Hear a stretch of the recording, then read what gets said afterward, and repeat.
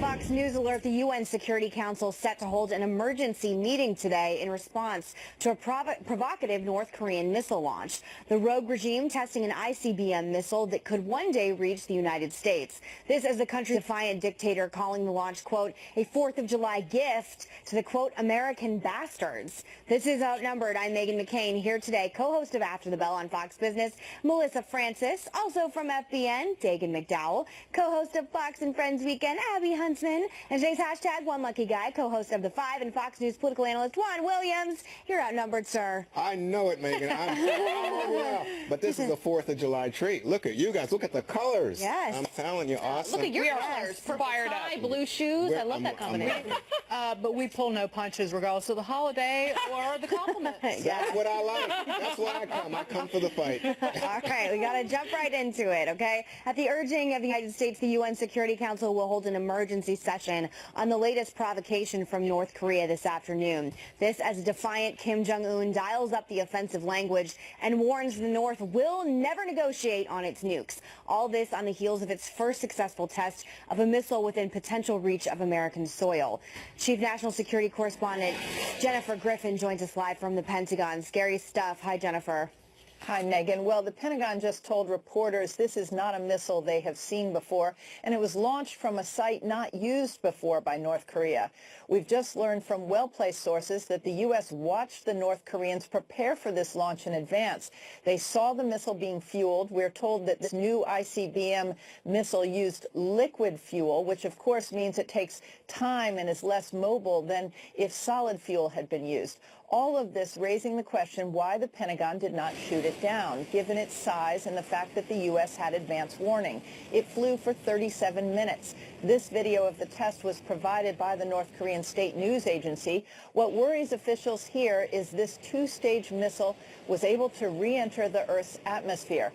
Kim Jong-un was present at the test site. This new ICBM, which hasn't even been named yet, flew roughly 1,700 miles into outer space, 400 miles higher than the last big missile test on Mother's Day. Missile experts say this North Korean ICBM could have reached Alaska if fired on a regular trajectory. Late yesterday, the Pentagon responded, releasing this video of American Army and South Korean military units near Seoul, South Korea, testing short-range surface-to-surface missiles which can travel up to 200 miles away. Keep in mind, Seoul is only 35 miles from the DMZ, the border with North Korea. While the U.S. has dozens of interceptor missiles at bases in Alaska and California to shoot down a rogue North Korean missile in outer space before it re-enters the Earth's atmosphere. And remember, the U.S. has one less ballistic missile defense ship after the USS Fitzgerald collision last month near Japan.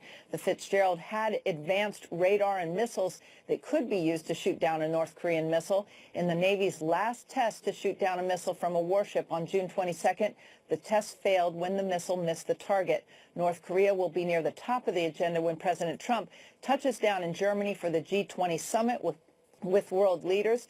China will lead the UN Security Council today as it debates what to do about North Korea's missile program. Megan? Thank you so much, Jennifer. All right, a furious President Trump is responding to North Korea's defiant test launch of an ICBM. The commander-in-chief expressing doubt this morning about his ability to work with China to help defuse the crisis, tweeting, quote, trade between China and North Korea grew almost 40% in the first quarter. So much for China working with us, but we had to give it a try. This follows the commander-in-chief's tweet just hours after the launch saying, quote, North Korea has just launched another missile. Does this guy have anything better to do with his life? Hard to believe that South Korea and Japan will put up with this much longer. Perhaps China will put a heavy move on North Korea and end all this nonsense once and for all. Meantime, lawmakers on both sides of the aisle demanding the U.S. take a harder line on North Korea.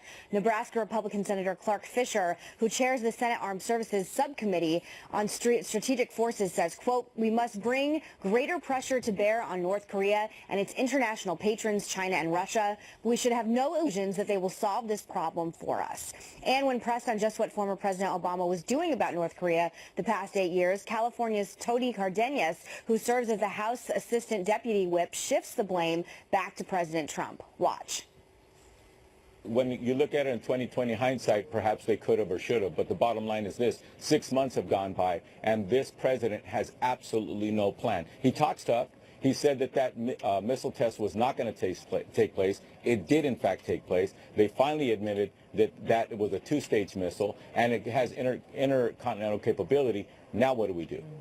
So I want to start with you, just going off of that. So the past 3 presidents have tried to settle this with North Korea. Each of them have failed. I think it's completely disingenuous to blame President Trump for this. It has been an escalation that seems to keep rising and rising. I think it scares every American knowing that they now have the capacity to reach the United States, specifically Alaska. What do you think of the blame being placed on President Trump? Well, it would be unfair because I think what you said is accurate, that over the past administrations, Republican and Democrat, what we've seen is efforts to try to rein him in, even to make deals with him, and then he doesn't honor the deals. It's the North Koreans. The difference with President Trump is that when he was campaigning, he said, no more exercises. If they do anything like that, it will stop. We will clamp down on them. Well, obviously, they're still doing exercises. So if that's the complaint against President Trump, that's legit. But that's all politics, Megan. The bigger issue here is, what are his options? What's on the table that can stop this man really from not only threatening us, which is obviously something of great concern, but also destabilizing that entire region, because we have troops stationed, I think it's 28,000 troops stationed right there in South Korea. South Korea is a major ally and an economic engine for the entire region. Then you have the threat to Japan. So the failure, if there's a failure on the part of President Trump, is saying, oh, I believe the Chinese can handle this and I've got the Chinese working with me, didn't happen. He said that this morning. Well, but he had to give it a try. I mean, he said that. I mean, that was the best route. And all during the campaign, when he talked about starting a trade war with China, I always interpreted that as a stepping stone to this whole idea of what was going on with Korea. I never thought that had to be an actual trade war. But, you know, when they say that he has no plan, how do you know he has no plan? The critics on CNN, when they were saying that. I mean, he obviously has people out there executing it. I think that we've gotten to a very scary place. Well, he has no plan that he's executed in the 6 months. I don't think that's true at all. I don't think that's true at all. He's out there. They're doing coordinated exercises. They're sending people over. He tried China first. I think he has a very methodical plan, and we're seeing it played out. If that's the case, the plan hasn't had any effect. So what we're seeing from North Korea is more antagonistic. They have never been able to say that they had an intercontinental ballistic missile that, although this one went straight up in the air and then 570 miles, I think, but if you stretch it out, it could reach Alaska. That's a threat to us. No kidding, it's a threat to us. Well, but because the previous administrations, their approach was peaceful denuclearization. And now you're seeing in the Wall Street Journal editorial today, they are calling for regime change. This is a very different posture. Sure, try the sanctions, which, by the way, China has failed to enforce, continuing business transactions, whether it's importing coal from North Korea, exporting oil to North Korea, allowing for financial transactions. You can crack down on secondary transactions of any business or entity doing business with North Korea. You can do that. But the journal points out that we need deterrence, bigger missile defense systems, and an anti-proliferation dragnet like Bush did, where they would intercept ships at sea that were even potentially carrying fissile material, and then push countries, South Korea and China, to get on board with us. But there's a reason why. There's a reason. You mentioned this one. There's a reason why every president in recent history, starting with George H.W. Bush, they have put their options on the table, and they realize we have got to go the diplomatic option, because no one wants to have a second war with Korea, right? No one wants to go down that path. You think about South Korea and Japan. I mean, they're the ones that are going to be hit. If you put military action in North Korea, they're the ones that are going to be the target. So that's why President Trump, to say he has a plan or doesn't have a plan, I think it's different when you are the commander-in-chief sitting there on the table looking at your options, and you realize how complicated this situation is and how important it is to work with China, even with Russia. You forget that Russia borders North Korea as well. So this comes, right. Megan, if he had antagonistic language, though, saying, you know, happy 4th of July, American bastards, there is a ramping up of aggression, and the idea that sooner or later we're not going to get to some kind of showdown, I think all indications point to the fact that it's going to happen. He has incredibly smart people around him. I always go to Madison McMaster, the 2 M's that run foreign policy in this administration, completely brilliant individuals. But I think at this point, history, unfortunately, like you said, leading from behind and just putting laying obsequious sanctions out there has led to the point that we're at today, and I believe that we are heading towards military. We are, but if he had started, hang on, if he had started which China, by the way, has done more than they've done with the past presidents, because they know they're dealing with a different leader, President Trump. But it's not near, no, it's not enough, and they've got to strangle North Korea when it comes to the economy. But what they have done is stopped coal exports, because anything you buy from North Korea has to go through China. Their trade with North Korea has grown tenfold in 15 years, and President Trump's tweet was spot on. It was accurate. The trade with North Korea out of China up 37% in the first quarter of this year. But in terms of China, we need to make a decision today. Write China off. If China's not going to get on board with these sanctions, we've got to figure out a plan excluding China, because China wants one thing: the United States out of Northeast Asia, period. And I think that they've made that Well, the clear last thing they want is a war with North Korea. That's the last thing China wants, because economically that would be a disaster for China. But they're calling our bluff because they know we won't do anything militarily. Can I just say that if President Trump had started with the things that you talked about pushing back, about altercation, any sort of thing, then he would be criticized right now for this escalation, saying that the steps that he took and going past the idea of trying to get China's help and the things that he's done so far, that he didn't try those, and instead he brought us to war quickly. But so he was going to be heavily criticized either way. I don't believe that. He had, Look, you don't believe that? Are you kidding me? He's the guy who said, I know how to take care of this. Right, and he's doing it in a methodical way. Here's the thing right now. You think he would have solved this by now? I mean, Well, are you sure. kidding me? The one thing I will say is that I agree with Juan that there was this implication that we're having cake together at Mar-a-Lago and everything's The fixed, best and chocolate cake. the best chocolate cake in the entire world anyone's ever had, and that I was under the impression that there was going to be some kind of trade deal and that we could find mutual interests at place, and it ended up being, it seems, complete kabuki theater, which I think for people, all of us sitting on the couch, when it looks like this is leading to a very real escalation with someone that I consider the greatest maniac of our generation, it's quite disconcerting. And at this point, I agree with you that all of this sort of cosmetic deal making is leading us to absolutely no place to go. Totally, but he still had to do that, though. Didn't he still have to do it? Didn't he still owe it to try to sit down with China? It didn't work. But I'm saying right now, let me just go to what I think is on the table, because they are saying, well, here's what we have to do. So Rex Tillerson, who is the Secretary of State, for those who may have forgotten, Rex Tillerson said yesterday, July 4th, you know, the UN and the sanctions, we need more of those. Well, let's see. But the other option would be containment, and obviously containment isn't working because the Chinese aren't putting any pressure there. The final option comes from President Moon of South Korea, who is our ally, who is our friend, and who says he wants to negotiate. He wants to put on the table having the U.S. limit military exercises with South Korea in exchange for North Korea taking away all of its nukes. That's a hard demand versus a soft offer, because Russia and China have said that, and it is a firm demand from us and then a soft offer from them. So we got to be careful about that. Well, I think we can all agree, Megan, that Kim Jong-un is winning this war right now, and he's taking total advantage of the situation once again. His people are. And he's a crazy, spoiled, fat kid. All right, President Trump now en route to Poland ahead of his high-stakes meeting with Russian President Putin on Friday. Why Moscow's election meddling might not be a topic of conversation when the two leaders talk, and whether or not it should be. Plus, the president's political opposition going next level. The new Democratic bill that would lay the groundwork to force Mr. Trump from office, and the high-profile liberal who says it's a bad idea. And after the show, you can join our live chat by clicking the Overtime tab at foxnews.com/outnumbered, or go to facebook.com/outnumberedfnc. And of course, you can tweet us. See you there. Fox News alert: President Trump now heading to Poland for his second overseas trip. That stop ahead of his first face-to-face meeting with Russian President Vladimir Putin at the G20 summit in Germany on Friday. Several hot-button issues could come up during those talks, including Syria, Ukraine, and North Korea. But as for Russia's election hacking, one senior White House official reportedly calls that a loser of a topic. Some lawmakers, however, are urging the president to address what's likely to be the elephant in the room.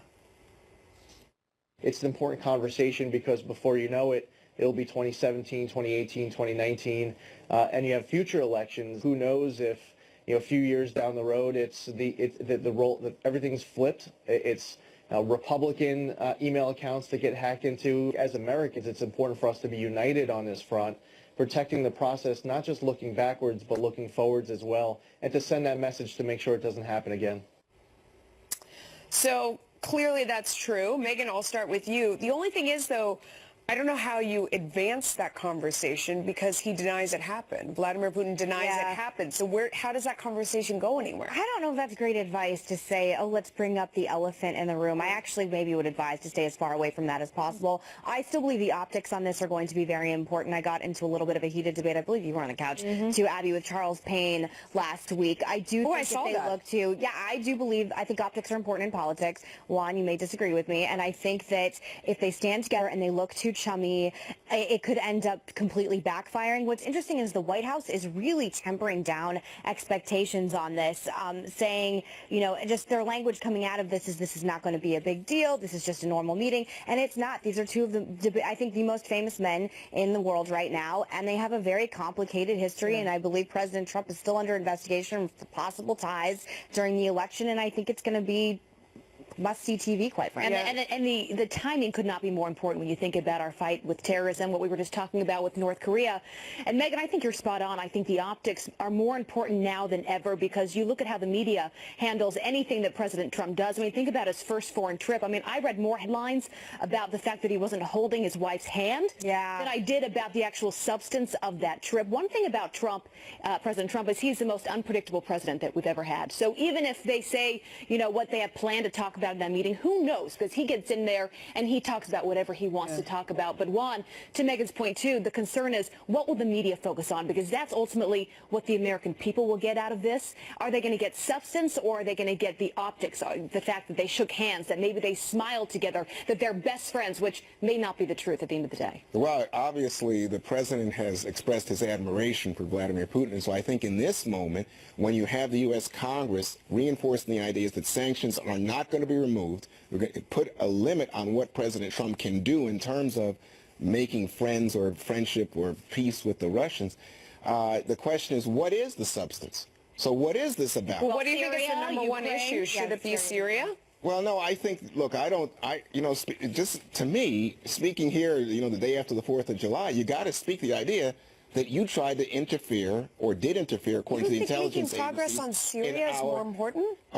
Are you kidding? Our democracy is number one in my book. Well, we are a beacon to the world. We're not here. We're not standing to influence Syria unless we are here as an American people united. One thing that Vladimir Putin understands is when another bully stands up to him. I would agree. He definitely understands that. So I'm going to once again quote Admiral McRaven, who talks about if you're swimming in the water with sharks, if you ultimately, this is the world in which we live, if you have to take on the sharks, you punch them in the snout. And that's what other bullies respond to. So I don't think it would be interesting if the issue of the Russian hacking is broached at this meeting, in addition to Syria, in addition to Ukraine, in addition to North Korea, and the fact that Russia and China have not, have not gotten on board with greater, deeper sanctions on North Korea. There are a whole host of issues. And by the way, one thing I am certain about is there is going to be a surge in demand for body language interpreters. Oh, yeah. This cannot be a bromance. This has got to be, I'm in your face. Remember that picture of Obama getting in his face? Apparently didn't make any difference. Well, hopefully Trump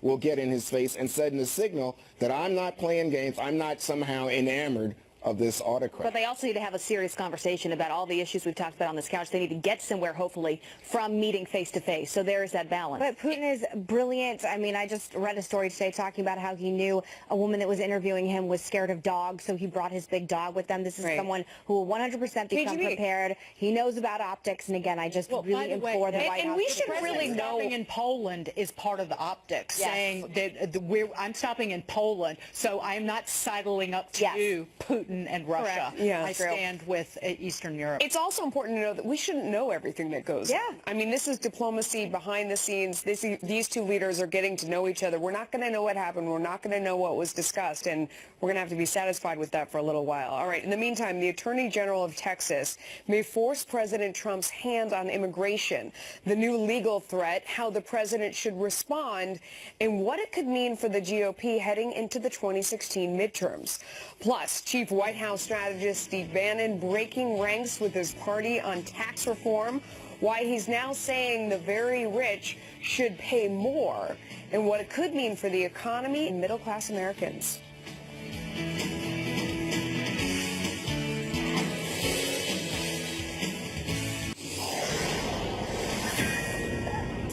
right, a Fox News alert, the escalating tensions with North Korea, the United Nations Security Council set to hold an emergency session after the U.S. concluded that North Korea's latest missile launch was indeed an intercontinental ballistic missile, the kind capable of reaching the U.S. Secretary of State Rex Tillerson calling it a new escalation of the threat to the homeland.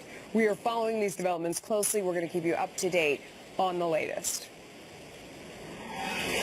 Texas Attorney General Ken Paxton throwing down the gauntlet and possibly forcing President Trump's hand on immigration. Paxton sending a letter to Attorney General Jeff Sessions, joined by Republican officials in 9 other states. They're giving the administration until September 5th to end the so-called DACA program, which offers protection from deportation for illegal immigrants brought to the United States as children. Paxton writing, quote, "The executive branch does not have the unilateral power to confer lawful presence and work authorization on unlawfully present aliens simply because the executive chooses not to remove them." But critics say Paxton is attacking young immigrants for no reason. Democratic State Senator Sylvia Garcia issuing a statement reading in part, quote, "There is no justification to end the DACA policy except to perpetuate fear and hatred towards all immigrants. Without DACA, these students would be forced back into the shadows with no employment authorization, no access to identification, and it would undermine the Texas investment in their education." You know, we're talking about this during the commercial break. This is such a hot button issue. You can't not talk about it when it comes up. Juan, what do you think of the idea of getting rid of the DACA program? Well, I think it would be anathema to who we are as American people, and you know, again, in this season of 4th of July, a nation of immigrants. It's not that we are welcoming illegal immigrants in this, you know, in this phrase when we talk about DACA. We're talking about people who were born and brought here by their parents, sometimes without their volition or their intent.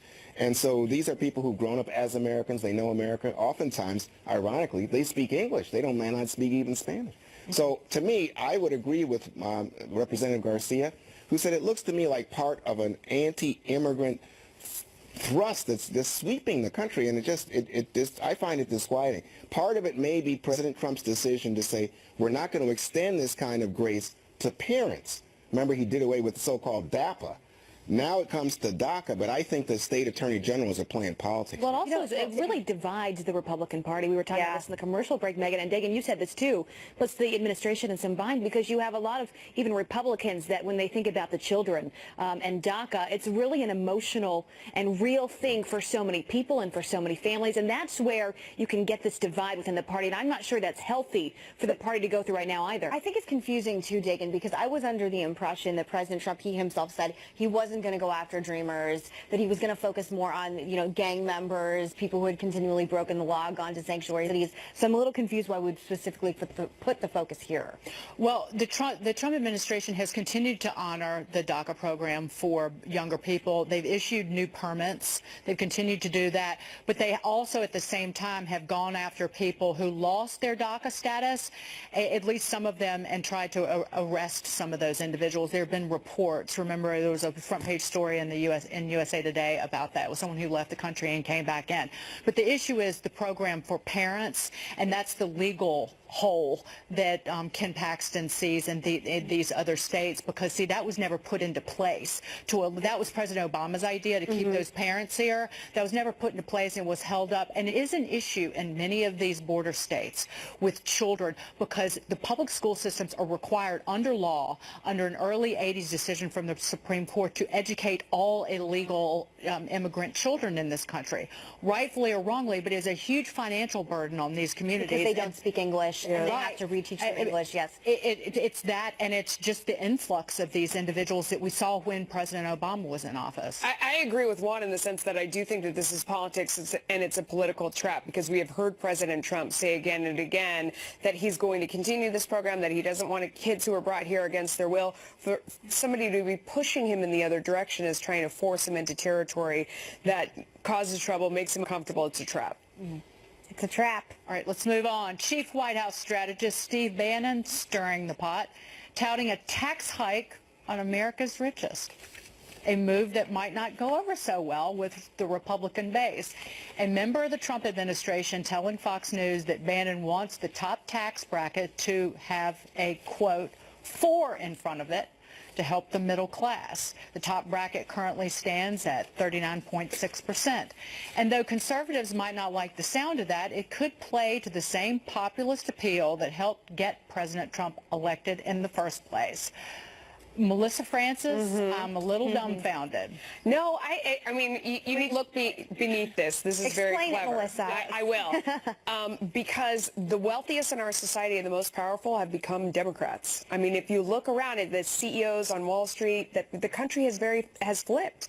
I mean, the richest people are liberals, and then you have people at the bottom of the spectrum who are dependent on the government, who vote Democratic. The middle, the working people, are all Republicans. I think this is a very clever, probably negotiating ploy, probably stick it to you from the administration, saying, guess what? We're going to raise taxes on the richest because they always say that Republicans are trying to give tax breaks to the fat cats, to their friends or whatever. The fat cats aren't the friends of the Republicans any longer. They're all voting Democrat. They all gave Hillary Clinton. He's sticking it to those. So what does this do for 2018, right? I don't think it'll really happen anyway. Ideologically, we're giving into, and I'll call out the Republican senators. I brought this up on Monday. The Republican senators who are saying keep the investment tax increase on investment income that's in Obamacare. Bob Corker, Marco Rubio, Senator Rounds are all saying, well, we get behind keeping that tax increase in place. Ideologically, it is so unsound, and you're basically giving the Democrats. Because the last thing you want is to have a divided Republican Party going into 2018, and they have enough battles they're fighting as it is. I mean, look at health care. They cannot come together on that. So if you talk about raising taxes for the rich, I feel like, Megan, that could really create some problems. It's the same with the Democrats. I just think covering this is so frustrating because I'm never exactly sure who's in charge in the White House and how much power Steve Bannon has. Steve Bannon, though, doesn't he? But Steve Mnuchin came out with this one-page tax proposal promising the biggest tax cuts in history for every single American. And President Trump ran on, not extending these tax cuts everywhere. So I just am a little confused, as always, at who has President Trump's ear at what time and what policy is going to go forth afterwards. Because what if Steve Bannon has it this morning and then Ivanka Trump has it this evening?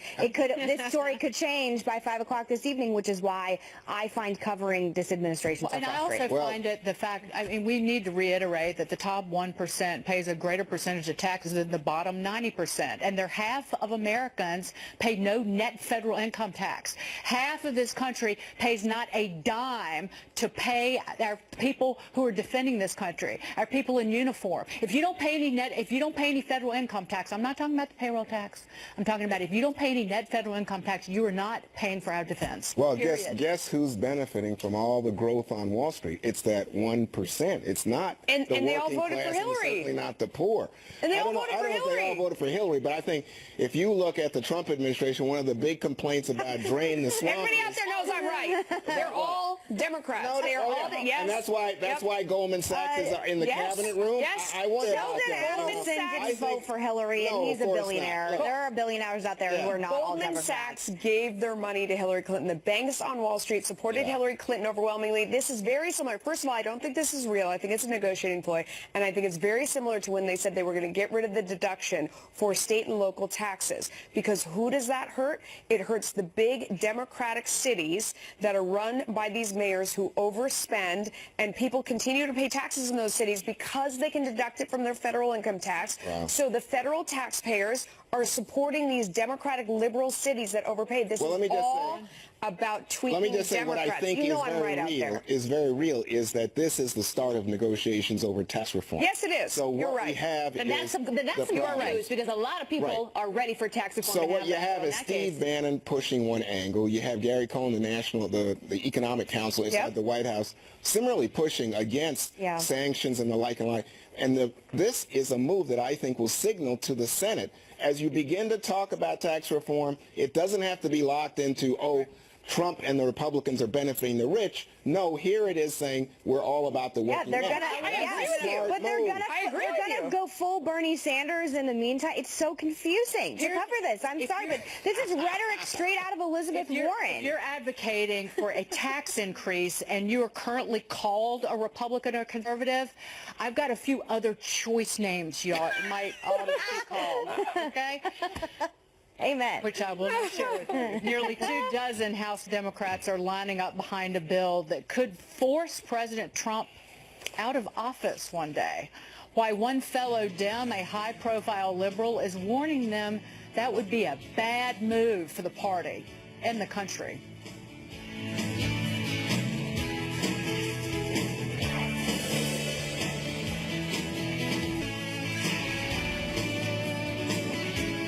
So some House Democrats are pushing to get a bill in place that could eventually force President Trump from office. It was first introduced back in April, but it's been gaining steam over the past week after the president's tweet storms got more ferocious. Nearly 24 House Democrats are lining up in support of the bill. It would establish a commission to determine whether a president is unfit for office, boy.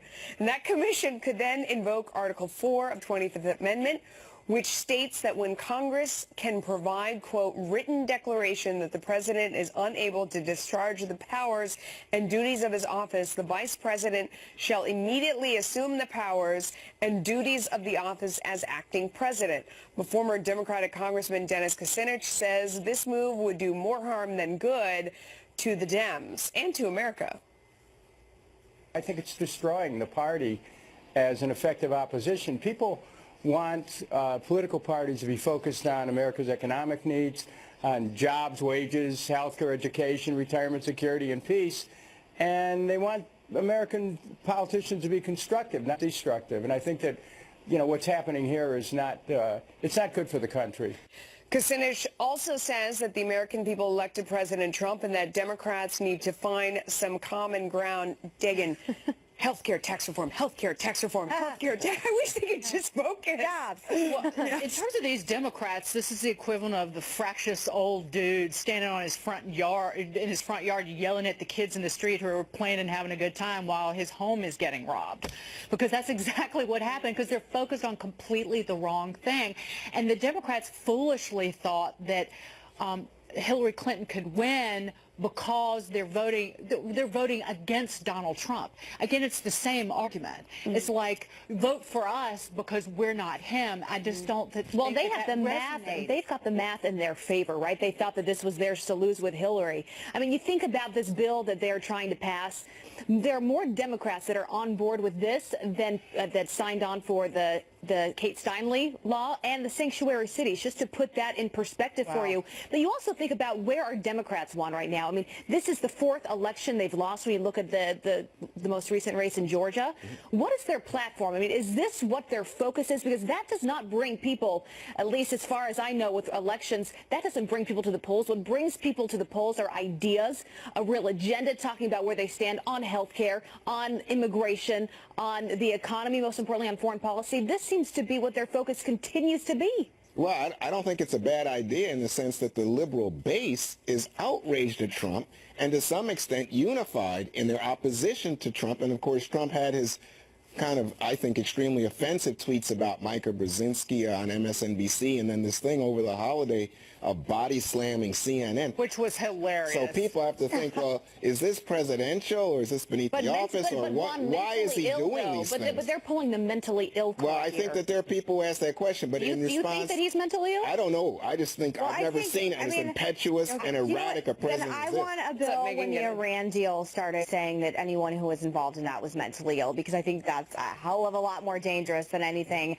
Trump has done while he's been in office. You know, Dennis Kucinich, I actually interviewed him a few years ago in his office when he was still in Congress, and I was totally going into that meeting thinking, this guy's totally extreme, I'm probably not going to have anything in common. And then I was actually impressed with him, thinking that he actually understood the Democratic Party. And you see from that clip right there, he gets it. He says people care about jobs. They want a constructive message. They don't want a deconstructive message. The problem is he's not in office right now, and the people that they're listening to are quite radical, quite extreme, and are calling for President Trump to be impeached when he hasn't done anything yet. Well, but I have an issue, though. There is no place for a Dennis Kucinich in the Democratic Party. Somebody who is issue-oriented, who stands up for his constituents, who is reasonable and rational. Instead, these people are sitting around in like a voodoo circle getting upset about Donald Trump tweeting, and it's just... And that's why they haven't won an election. Hold on. I don't think you've seen the Democratic leadership sign on to this, but this is a reflection of grassroots left-wing antagonism to President Trump. That's just real. You can see it in the polls. But I will say this about the party. If you look at Tim Ryan, the congressman from Ohio who is running to replace Nancy Pelosi, you look at the candidates that they are recruiting right now in anticipation of a big 2018, they're pretty much middle-of-the-road people, so you may be happy with but the Tim new Ryan, face the of problem with Tim Ryan, Nancy Pelosi did everything short of running him over with her car, so he couldn't end up being in any leadership position because he is a rational, middle-of-the-road, blue dog Democrat that would appeal to a lot of conservatives. So while Nancy's still in line, it's not going to happen. There you go. All right, meantime, a CNN host now blaming President Trump for America's increasing distrust of the mainstream media. Is the president affecting how people view the news, or is the press blind to its own bias? We will debate.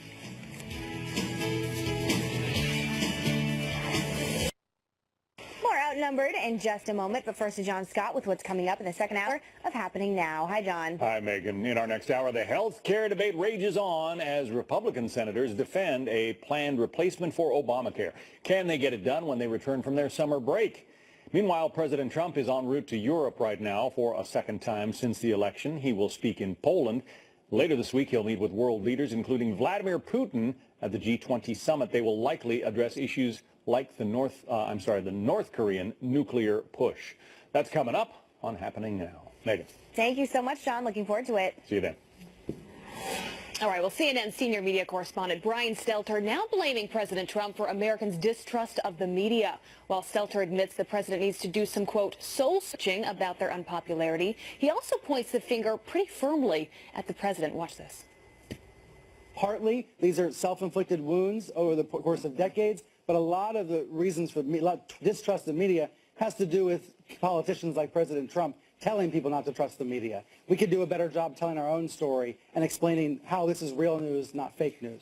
But take a listen to this. Gallup polls have shown Americans' trust in the media has been dropping a lot for years, long before President Trump even came onto the political scene. And a newly released poll shows more Americans trust the Trump administration than they do the media or even Congress. I mean, take a look at that. Media, 30%. Congress, 29%. They're pretty much neck and neck. Megan, I'm going to go first to you on this. Sure. Are you surprised at all? I mean, when you look at much of the media today, and I've been saying this for a while, there's really not a lot of difference between the tabloids and the media. I mean, no one uses sources anymore. You look at even, we were talking CNN there, they used the cover of the National Enquirer last week, and it was a fake cover of the National Enquirer. I mean, are you surprised that Americans have lost trust in the media? No, I haven't. And I think during the election, it was brutally showcased how disconnected so many people, especially so many journalists, are from average Americans. I remember having a conversation on this couch with you, Melissa, talking about the Ivanka Trump voter, the white college-educated mythical woman who they said would never vote for Trump, who ended up coming out in droves. And I remember people mocking you and I over that conversation. And I think if you want to come on television as a commentator and you want to talk about politics in America, if you don't know someone or you're not related to someone who voted for President Trump, you have absolutely no business doing it, because if you don't have the wherewithal to actually talk to Americans who live in the middle of the country, not in D.C., not in L.A., not in San Francisco, and I think part of the problem, especially with CNN right now, is that there is such a massive distrust with the commentators they have on television, because I think a lot of Americans feel lied to by them. On to that point, I mean, I travel the country talking to a lot of the people out there who voted for Trump. They feel like for years they have never had a voice. They've never had someone fighting for them, speaking for them, that the mainstream media has never spoken to them.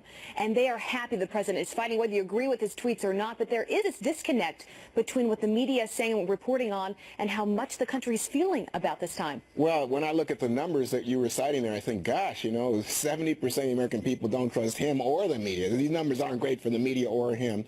But I will say this, that you have such a change in American media in all of our lifetimes, and more of niche media. So people distrust and are angry at any media that doesn't confirm their pre-existing opinion. They don't want to hear from those people. Those people are obnoxious. They're rude. By the way, I became a journalist. It's the only thing I've ever done professionally 23 years ago. My father said to me, "Good. You're joining a group of people who have the least amount of trust among the American people on the planet, and you're going to be held in lower regard than a used car salesman. Good luck with that."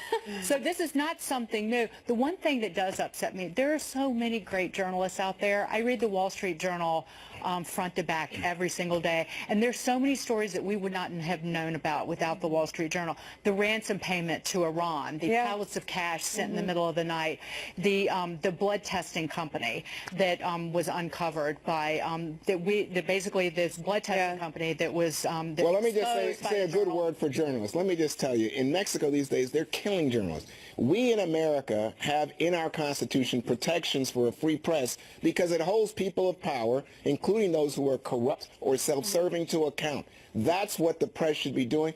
And we, as we sit here, we discuss these things. We're part of this. And I don't like the idea that we're called an enemy of the American people. To me, that's a No, but here's the thing. Every time I tweet about some great article, I don't want somebody belching back at me, fake news. Because you know what? Read the article first, and then we can debate it. Yeah. All right. We're going to have to leave it right there. More Outnumbered in just a moment.